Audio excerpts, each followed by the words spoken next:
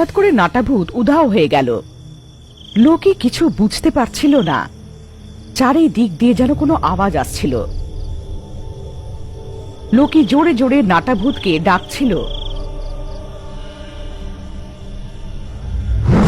তাও নাটাভূতকে কোথাও দেখতে পাচ্ছিল না। নাটা, কোথায় আছো তুমি? তাড়াতাড়ি এসো, যেখানেও আছো তাড়াতাড়ি এসো নাটা। যতই ও চেঁচাচ্ছিল তাও নাটাভূত কোনো কিছু জবাব দিচ্ছিল না।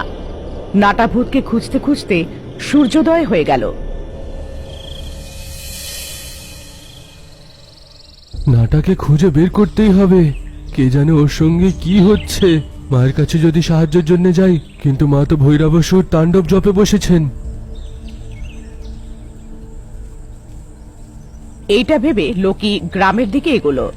গ্রামবাসীরা লোকিকে আজব নজরে তাকাচ্ছিল। লোকি কিছুই জিজ্ঞেস করাতে কেউ কোনো জবাব দিচ্ছিল না। গ্রামবাসীদের চেহারা দেখে মনে হচ্ছিল ওরা একটা ভয় পাচ্ছিল।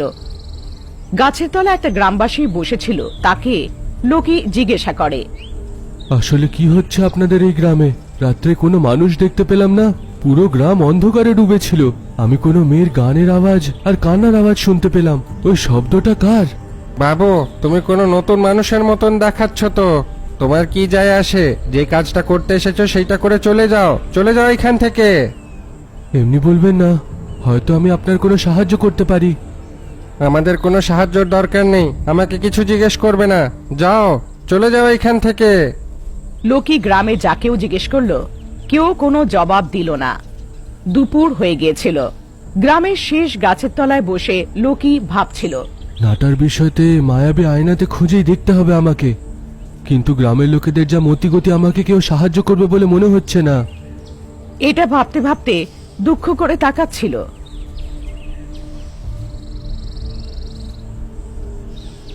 একটা বুড়ি মহিলা লোকির দিকে হেঁটে আসলো। অনেকক্ষণ ধরে আমার বাড়ির থেকে তোমাকে দেখছিলাম বাবা। তুমি তো অন্য লোকেদের মতন দেখাচ্ছ না, একটু অদ্ভুত দেখতে। তোমার মাথায় এই মুকুটটা, তোমার গলায় এই মুন্ডুগুলো, এগুলো দেখে মনে হচ্ছে যে তুমি আমাদের মতন সামান্য মানুষ নয়। তুমি কোনো জাদুঘর নয় তো? দিদা, আমার মন্ত্রতন্ত্রর জ্ঞান আছে, তার সঙ্গে আমি বেতাল মুকুটধারী। হ্যাঁ, আমি তান্ত্রিক, কিন্তু আমি আমার তন্ত্র সাধনা শুধু ভালো কাজের জন্যই ব্যবহার করি। ও, এমন কথা। তাহলে তুমি এমন করে এখানে দুঃখ করে কেন বসেছো? লোকি বুড়ি মহিলাটাকে সবকিছু জানায়। রাত্রে যে কান্নার আওয়াজটা শুনেছিল, অদ্ভুত মূর্তি মণ্ডপে, আর এই মূর্তির থেকে বেরোনো একটা আলোর কথা সব বলল। এইসব হয়েছে দিদা, আমি গ্রামের লোকেদের বিভিন্ন রকমের সমস্যা দেখেছি। সেই সব সমস্যাগুলো আমি আমার মা মন্ত্রকাকির সাহায্যে সমাধানও করেছি। এই গ্রামেরও সাহায্য করতে চাই, কিন্তু এখানে আসল সমস্যাটা কি এটা জানার চেষ্টা করছি আমি, কিন্তু কেউ ঠিক উত্তর দিচ্ছে না। তার উপরে আমার বন্ধু রাত থেকে নিখোঁজ আছে। ও, আমাদের গ্রামবাসীরা অনেকবার চেষ্টা করেছে, কিন্তু এই সমস্যাটাকে মেটাতে পারেনি। তুমি সাহায্য করবে বলছিলে, তাও কেউ মন দিল না তোমার কথায়। আমি তোমাকে আমাদের গ্রামের সমস্যার কথা জানাবো। অনেক বছর ধরে আমাদের গ্রামের উপরে একটা ভূতের ছায়া রয়েছে।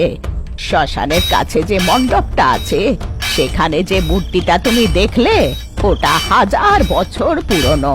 শ্মশানে একটা খোদাই হচ্ছিল, আমাদের পূর্বজদের ওই মূর্তিটা হয়েছিল। ওরা ভাবলো যে ওটা কোনো দেবীর মূর্তি, তাই ওটার জন্য একটা মণ্ডপ বানিয়ে পুজো পাঠ করতে শুরু করলো। কিছু বছর পরে এক সাধু এসে বলল যে এটা দেবীর মূর্তি নয়, আর এর পুজো করলে খারাপ হবে। তখন থেকে ওই মণ্ডপের কাছে আর কেউ যায় না। কিন্তু কিছু বছর ধরে মধ্যরাত্রে একটা সুন্দর মেয়ের আওয়াজ আসে, কান্নার আওয়াজ। ও মণ্ডপে বসে তন্ত্র মন্ত্রর পূজা করে। যদি সে সময় ওকে কেউ দেখে নেয়, তাহলে সে ভয়ানক দেখতে একটা দুপার বেড়াল হয়ে যায়। সেই সময় অনেক যুবক উৎসুক হয়ে ওই কাঁদতে থাকা মহিলাটাকে দেখতে গেল সে কে বলে। ওরা সেই আলোটাকে দেখলো, আর সেই বিচিত্র দুপাওয়ালা বেড়ালে বদলে গিয়ে উধাও হয়ে গেল। আস্তে আস্তে করে ওখানে যাওয়া সবাই বন্ধ করে দেয়। বেচারা আমাদের গ্রামের প্রধান আমাদের এই বিপত্তির থেকে বাঁচানোর জন্য যথাসম্ভব চেষ্টা করলো, কিন্তু ওনার নাতিও ওই আলোটাকে দেখে আজও বেড়ালে পরিণত হলো আর কোথাও চলে গেল।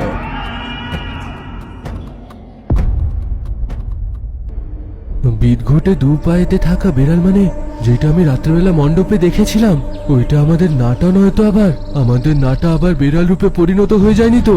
যদি সেই বেড়াল, তাহলে আমাকে দেখে ভয় পেয়ে পালালো কেন? দিদা, সত্যিতে কেউ যদি সেই আলো আর মেয়েটাকে দেখে নেয় তাহলে কি সে বেড়াল রূপে পরিণত হয়? হ্যাঁ বাবা, ওই আলোটা আর ওই মেয়েটাকে যে কেউ যদি দেখে নেয়, ভয়ঙ্কর দেখতে একটা রাক্ষসে বেড়ালে পরিণত হয়। এইভাবে বেড়ালে পরিণত হয়ে যাওয়া লোকটাকে পরের দিন সূর্যাস্তের পরে যদি রুদ্রগঙ্গার জল দিয়ে অভিষেক করা হয়, তাহলেই তারা মানুষ রূপে আসতে পারবে। কিন্তু এই সব 24 ঘন্টার মধ্যে হতে হবে। যদি সময় পেরিয়ে যায় তাহলেও সব সময়ের মতন ওই রূপেই রয়ে যাবে। তাহলে যে আমাকে দেখে পালিয়েছিল সে আমাদের নাটাই হবে। আমাকে ওকে বাঁচাতেই হবে। রুদ্রগঙ্গা জল, সেইটা কোথায় পাবো দিদা? এই গ্রামের কাছে জঙ্গলের পেছনে একটা পাহাড় রয়েছে, ওখান থেকে একটা ঝর্ণা পড়ে। ওই জায়গাতে রুদ্র মহর্ষির আশ্রম রয়েছে। তাড়াতাড়ি ওখানে যাও, ওর সঙ্গে দেখা করো, ওই তোমার সমস্যার সমাধান বলবে। এমন বলার পরে লোকি এক পলকে দেরি না করে বুড়ি মহিলার বলা ওই জায়গাটাতে চলে যায়।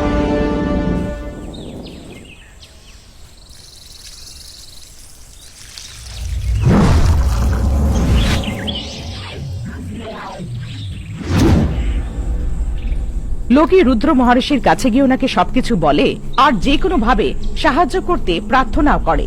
যেরম হোক করে আমাদের ছোটকে খুঁজে আপনি বের করুন। কি নাটা ভূত?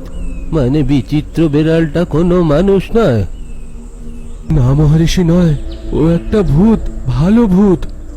এরপরে লোকি মন্ত্র জানা কাকিয়া নিজের পরিবারের কথা বিস্তারিতভাবে জানায়। আমরা বিপদে পড়ে থাকা লোকেদের সাহায্য করি। আমার মা 21 দিনের তপস্যায় আছে। দয়া করে মহর্ষি আপনি আমাদেরকে সাহায্য করুন। নিশ্চয়ই, কিন্তু সূর্যাস্ত হওয়ার আগে নিজের নাটা ভূতকে এইখানে খুঁজে নিয়ে এসো। ঠিক আছে, আপনার কাছে কোনো আয়না থাকলে দয়া করে দিন, আমি ওইখানে দেখে নাটাকে খুঁজে বের করব। এমন কি? ঠিক আছে।